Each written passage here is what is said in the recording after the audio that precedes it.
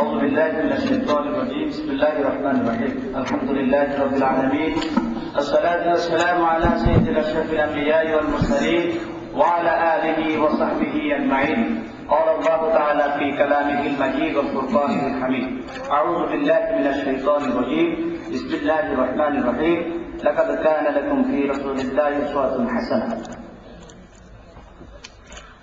ঐতিহ্যবাহী ফতেয়াবাদ ইউনিয়ন আদর্শ ছাত্রছাত্রী কল্যাণ পরিষদ কর্তৃক আয়োজিত আজকের এই মাহফিলের সম্মানিত সভাপতি, আমাদের অত্র এলাকার সুপরিচিত ব্যক্তিত্ব, আমার শ্রদ্ধ পিতা হযরত মাওলানা আব্দুল হাকিম সাহেব, আজকের এই মাহফিলের মধ্যমণি, আজকের এই মাহফিলের প্রধান আকর্ষণ, আন্তর্জাতিক খ্যাতিসম্পন্ন মুফাসসিরে কুরআন হযরত মাওলানা তারিক মুনওয়ার, আজকের এই মাহফিলের বিশেষ মেহমান হযরত মাওলানা সাইদুর রহমান ও কারি কালাম হুসাইন সহ আমন্ত্রিত অতিথিবৃন্দ, সুপ্রিয় সাংবাদিকবৃন্দ, ওলামায়ে কেরাম, বিভিন্ন এলাকা থেকে আগত দিনদার ইমানদার ভাইরা, আজকের এই মাহফিলে, আজকের এই পরিষদের যারা উপস্থিত আছেন, পরিষদের সম্মানিত উপদেষ্টাবৃন্দ, উপস্থিত আপামর জনতা, আসসালামু আলাইকুম ওয়া রাহমাতুল্লাহি তাআলা ওয়া বারাকাতুহু। সর্বপ্রথম আল্লাহ শুকরিয়া। আল্লাহ শুকরিয়া কিভাবে আদায় করবো তা বুঝতে পারছি না।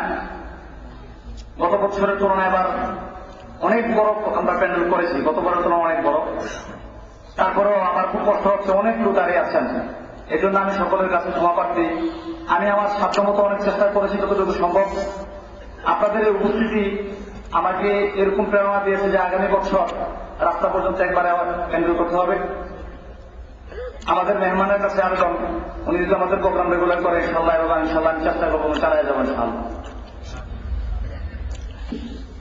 আজকে আপনারা জানেন এটা ৪র্থ বছর তাফসীরুল কুরআন মাহফিল, এবং আমাদের এই প্রধান মেহমান উনি মাহফিল উদ্বোধন করেছেন, এবং আমার বিশ্বাস উনি যখন জীবিত থাকবেন ওনার উপস্থিতি এই প্রোগ্রাম শেষ করবে। আল্লাহর কাছে প্রধান মেহমানের জন্য হায়াত কামনা করছি, নেক হায়াত কামনা করছি। আমি যে আয়াতটি তেলাওয়াত করেছি আপনারা জানেন, আমার পোস্টারে, ব্যানারে এবং কার্ডে সব জায়গায় এই আয়াতটি দেওয়া হয়েছে, লাকাদ কানা লাকুম ফি রাসূলিল্লাহি উসওয়াতুন হাসানাহ। তোমাদের জন্য রাসূল কারীম সাল্লাল্লাহু আলাইহি সাল্লামের আদর্শ হচ্ছে সর্বোত্তম আদর্শ। তাই যে রাসূলের আদর্শ আমরা ব্যক্তি জীবনে পালন করব, ঠিক সেই রাসূলের আদর্শে আমরা পারিবারিক জীবনে, সামাজিক জীবনে, রাষ্ট্রীয় জীবনে, আন্তর্জাতিক ক্ষেত্রে, সর্বক্ষেত্রে আমরা সেই রাসূলের আদর্শ পালন করবো। এটাই হল মুসলমানের। কিন্তু আমরা গভীর দুঃখের সাথে লক্ষ্য করছি, বাংলাদেশে বর্তমানে বামপন্থী আর রামপন্থীরা জোর করেছে। যখন বাংলাদেশে ইসলামী আন্দোলনের জোর বইছিল, যখন বাংলাদেশে ইসলামী আন্দোলনের মাটি উর্বর হচ্ছিল, ঠিক সেই মুহূর্তে বামপন্থী আর রামপন্থীরা মিলে জোর করেছে বাংলাদেশ থেকে ধর্মভিত্তিক রাজনীতি নিষিদ্ধ করার। সেই পায় তারা চলছে। আমরা তীব্র প্রতিবাদ জানাচ্ছি। এই ইউনিয়নের পক্ষ থেকে, এই পরিষদের পক্ষ থেকে আমরা তীব্র প্রতিবাদ জানাচ্ছি। যে রাসূলের আদর্শ আমরা মসজিদে মানব, সেই রাসূলের আদর্শ আমরা রাষ্ট্রীয় পর্যায়ে কায়েম করতে চাই। আপনারা কি রাজি আছেন? কথা দীর্ঘায়িত না করে মেহমান যেহেতু আসছেন, আর 2-1 মিনিট কথা বলে শেষ করবো। মূল কথা হলো এই মাহফিলের দাওয়াত দেওয়া হয়েছে আপনাদেরকে আমরা কোরআনের কিছু জ্ঞান অর্জন করার জন্য। আমার পূর্বে এক আলোচক বলেছেন, আপনাদের জন্য অনেকে ছিলেন না, সর্বশেষ আপনাদের কাছে কথাটা রাখবো যে এই মাহফিল যেন আমাদের উপকারে আসে, এই মাহফিল যেন লোক দেখানো না হয়। আমরা যারা আসছি কোন আকর্ষণ, কোরআনের আকর্ষণ যারা যেন কোন আকর্ষণ আমাদের মধ্যে না থাকে, এটা আপনাদের কাছে অনুরোধ রাখবো। সর্বশেষ কথা হলো, আপনারা হয়তো আরো আগে শুনেছেন, যদি সম্ভব হয় আপনাদের অনেক থেকে সহযোগিতা নিয়েছি, যদি পারেন মাহফিলের শেষ হওয়ার পরে যাওয়ার পথে স্টেজ দেখা করে আপনার শরীর যারা হতে চান শরীর হবেন, এই আবেদন আপনাদের কাছে রাখলাম। আর যে কথাটা বললাম যে আপনারা আলোচনা শুনবেন কিন্তু ভুলে যাবেন না। আলোচনা শুনে আল্লাহ যেন আমাদেরকে আমল করার তৌফিক দান করেন, সবাই বলেন আমিন।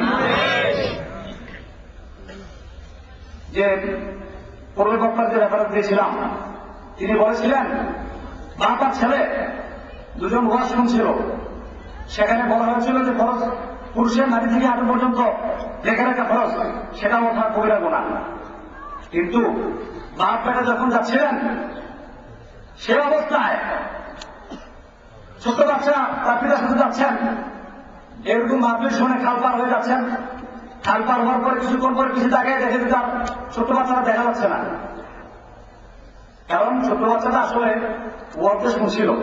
সে আমার করার চেষ্টা করছে, গেছে হাঁটু পর্যন্ত পানি, হাঁটুর উপরে যখন পানি সেখানে উঠালে যেহেতু ফরক করার ফলে আমি এটা উঠাবো না। বাবা কিছুক্ষণ পর তাকে জিজ্ঞেস করতো কাপড় ভিজে কেন? সে বলছে বাবা আমি তো ওয়াজ শুনে আসছি না যে হাঁটুর উপরে পানি যেহেতু এখানে আছে, আমি যদি ফরক করে করে তাহলে কবিরা কোনো হবে, আমি তো সেই ওয়াজ মনে রেখেছি। তার পিতা তাকে বলছে আর ওয়াজ তো সারা ওইবার শুনে আসছি, ওইবারের ওয়াজ যদি ওইবারে রাখছি তাহলে আর এত কষ্ট হতো না। ওইবারের ওয়াজ এইবার আনসার থেকে এবার আজকে কষ্ট কিছু কষ্ট পাইতেছে। মূল কথার অর্থ আমি এটাই বলতে চাচ্ছি, আমাদের ওয়াজ যেন আমাদের আলোচনা যেন এই স্যান্ডেলে সীমাবদ্ধ না হয়, আমাদের ওয়াজ যেন আমাদের আলোচনা যেন আমাদের কবর পর্যন্ত পৌঁছা পর্যন্ত যেন থাকে। আল্লাহ রাব্বুল আলামিন আমাদের সকলকে আমল করার তৌফিক দান করুন। যারা মাহফিলে সহযোগিতা করছেন ওদের কাছে আমি দোয়া চাইব, ওদের যেন সকলের জন্য দোয়া করে এবং এই মাহফিল যেন এমন পর্যন্ত আল্লাহ রাব্বুল আলামিন কবুল করেন, সেই দোয়া আমি চাই যে আমি আমার আব্বা আম্মা এবং যারা এই মাহফিলের জন্য সহযোগিতা করেছে সকলের দোয়াতে আমি আমার কথা এখানে শেষ করছি। ওয়া মা আলাইনা ইল্লাল বালাগ। ওয়াসসালামু আলাইকুম ওয়া রাহমাতুল্লাহি তাআলা ওয়া বারাকাতুহু।